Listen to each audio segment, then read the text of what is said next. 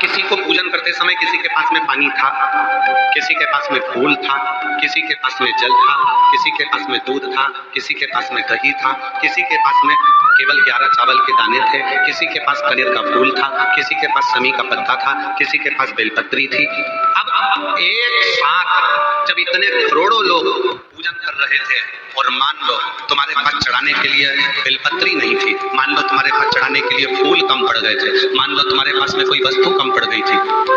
मान लो तुम्हारे पास में कोई वस्तु कम पड़ गई थी, कोई फूल कम पड़ गए थे, कोई सामग्री कम पड़ गई थी, तो भी टेंशन लेने की जरूरत नहीं है।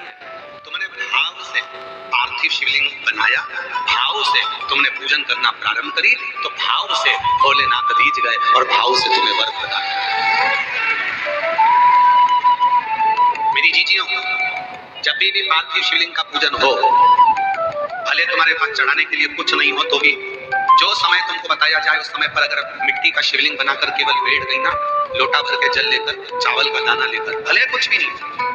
और टीवी पर आप देख रही हो, मोबाइल पर आप देख रही हो, पंडित जी कह रहे हैं ये चढ़ाओ, नहीं है चावल उठाकर चढ़ा दो, पंडित जी ने कहा ये चढ़ाओ, नहीं है चावल उठाकर चढ़ा दो, पंडित जी ने कहा ये चढ़ाओ, चावल उठाकर चढ़ा दो, और जब अभिषेक हो उस समय पर लोटे में जो जल है धीरे धीरे धीरे धीरे बाबा को चढ़ा दो। ये मत सोचना कि मेरे पास ये वस्तु नहीं है, मेरे पास ये सामान नहीं है, मैं दिया लगाना भूल गई, मैं दीपक लगाना भूल गई, मैं धूप बत्ती जलाना भूल गई, मैं ये सामान भूल गई, मैं ये कार्य भूल गई। ना ना ना, ये कभी मत सोचो। तुम तो बस केवल अगर कुछ भी नहीं है तो चावल का दाना, बेलपत्र, कनेर का फूल लेकर, जल लेकर भी बैठ गई। और हमारे घर में अगर पार्थिव लिंग बना है तो उसका फल तो मेरा भोलेनाथ देता ही देता है।